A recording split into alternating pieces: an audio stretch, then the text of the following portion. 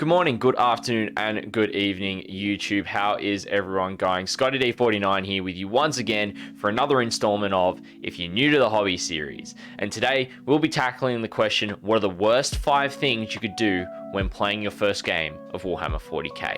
So, let's get into it. Number 1, not reading the core rules before the game. Now, you can think that you're going to this game and you're going to learn how to play, whether you're playing against an experienced player or you're playing with a new person, and you're just going to figure it out at the table. What that is actually going to do is take up so much time of your game, because you're going to have to understand how movement works. You're going to have to understand how psychic powers work if you're using them. You're going to have to understand shooting and close combat and charges and morale and the command phase as well at the start of the turn. And you have to figure all these things out whilst also trying to figure out what movement stat each of your units have got, what shooting weapons, what close combat weapons they have. And it just will bog you down, because you'll be sitting there reading it at the table trying to understand how you're meant to do them, rather than having a little bit of knowledge beforehand by reading the rules before you go to your first game. By going through the rules before your first match, what you'll do is you'll actually equip yourself with a little bit of knowledge and understanding of what these rules are and what they actually do.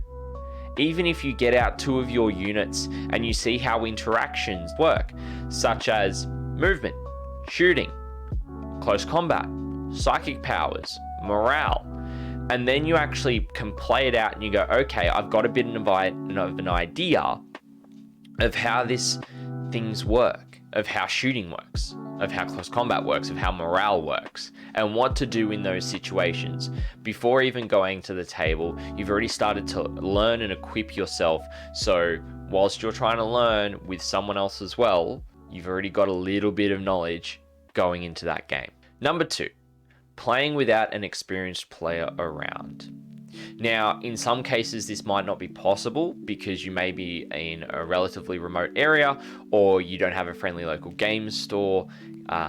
However, there are ways around this. You can reach out to Facebook groups for local stores or local areas, or even the people at your friendly local game store, if it isn't a Warhammer store, can help you if Warhammer 40k is a relatively big game in their store.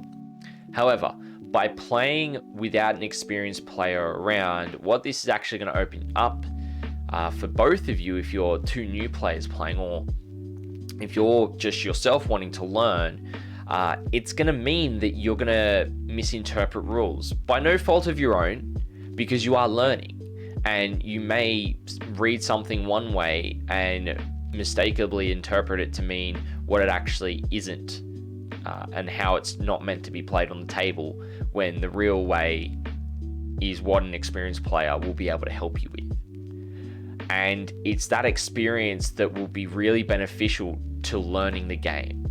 Even if you've got a mate that you're playing with and you're both getting into Warhammer 40k for the first time, playing your first game, trying to learn the rules, by having an experienced player there to help guide you through it, even if you've already read the rules and have got a little bit of an understanding, to have someone there as a point of call to confirm what you're doing is correct, that your sequencing is right, that you're not forgetting things, that you understand how some murky rules may interact with each other between units. Things like that is what an experienced player will be able to clarify through the many games that they have already played, and they are just such a wealth of knowledge. However, make sure to find an experienced player that is willing to sit there and help you. You don't want to find someone that's there that's just going to tell you what to do and how to do it. You want someone who's going to help you learn and go through your own learning processes and support you through that, rather than telling you what to do. Number 3, playing a 2,000 point game for your first game. This is a big one. I see it all too often, and I've actually done it myself. Playing a large game of Warhammer 40k requires so many units. You will have so many different units within your army, whether it's infantry, bikes, cavalry, vehicles, monsters, psykers, Lords of War, there's such variety in units you can take that it can get very confusing when it comes to the rules for each of these units and how they operate on the table. And not only so, your opponent, if they are also new to 40k as well, will have the same problem. What this will do is it'll bog down the game, and it'll mean that you're taking a lot of time during your turns because you've got to move so many units. You've got to move and shoot with so many units. You potentially got to charge with so many units and do psychic powers. Things like that just really bog you down, and when you're learning and you may only have 3 hours to get a game in, you mightn't get a full game in because you're playing a 2,000 point game for your first game. However, instead of doing 2,000 points, I'd highly recommend playing between 500 to 1,000 points for your first game. Because what this will do, it'll reduce the amount of units that you have on the table that you'll need to move, shoot, get into close combat, and interact with your opponent, as well as their units that they're going to have to do the exact same with. It'll reduce the time that you'll need to take. It'll also reduce the amount of rules per unit that you'll need to remember. Whether that's characteristics for the profiles of the unit themselves, whether it's their shooting weapons, their close combat weapons, it'll just reduce the amount of knowledge that you'll need to have straight off the bat, as well as allow the game to go a lot quicker as well. Number 4, playing with every rule possible from the main rulebook, codexes, supplements, etc. By trying to play with all of these rules all at once in your first game, in the same way of playing a 2,000 point match, you will get bogged down. You will be bogged down in trying to remember what rule applies when, what to use when it comes to stratagems, how to use them, how to use strategic reserves and what you're doing with that, whether it's units that deep strike in, and you'll figure out what that refers to when you're first learning. It's units coming in from reserve that can be placed outside of 9 inches of opposing units, but not in your deployment zone after turn 2. Things like that will just confuse you straight off the bat. You're like, how does this work? And yes, some units will have abilities like coming in from reserves via, as we commonly call it, deep striking from previous editions.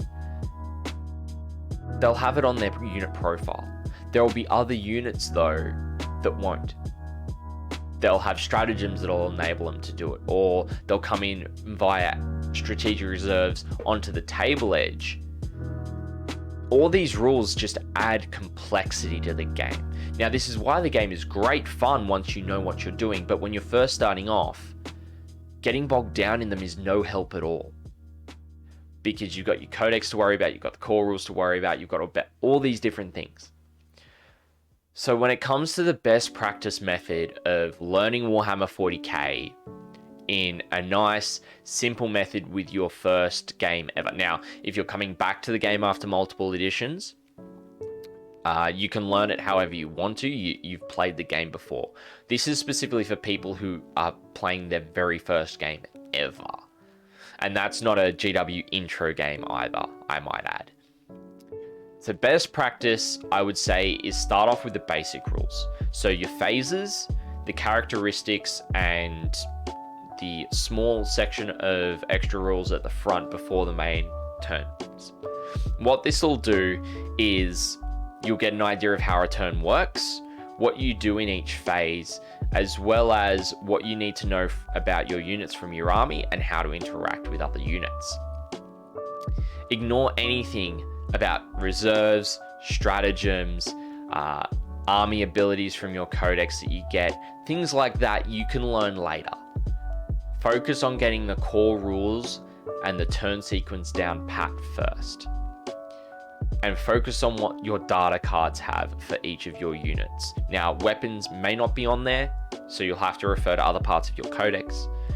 But at the same time, you're not having to look for 10 to 20 different weapons across a 2,000 point army, whereas you may need 5 to 10 across a 500 to 1,000 point. It's a lot easier. Then, after you have played your first game, your second game, add one additional element. Don't go in and go, okay, cool, I'm going to add in stratagems and codex specific stuff. That's too much at once. I would say go, okay, we've now learned our first game and we've played without terrain, for example. Again, first game, don't play with terrain as well. That's another set of rules you can learn later. You can say, okay, we played without terrain for the first one to kind of get an idea of how things work. Now, let's add in some terrain and learn how that terrain works and how that factors into our game at the same points level, 500 to 1,000 points. Next game after that, add in stratagems. Next game after that, add in your codex rules and your codex stratagems. And you just slowly build up this knowledge bank of how things work, whilst the entire time you've played 4 games, you've still got your core rules pretty much understandable and down pat by the time you're at the end of that 4th game. You've gone through 20 turns of moving, shooting, close combat, psychic powers, command phase, and you've gone through a couple of different turns of knowing terrain or stratagems, things like that you've added in. Now, those will take time to learn as well, but once you get the core rules down pat, add something in every single game. It'll be the best way to learn. And number 5, playing a complex mission.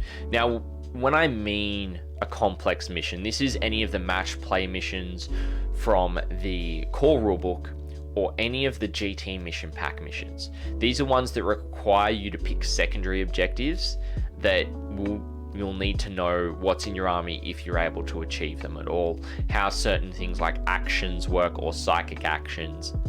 You don't need to worry about those, because that's just gonna, again, add another layer of complexity, another layer of challenges as to what you're trying to learn when it comes to playing Warhammer 40k straight off the bat. However, Games Workshop have added a really simple starter mission called Open War at the end of the core rules.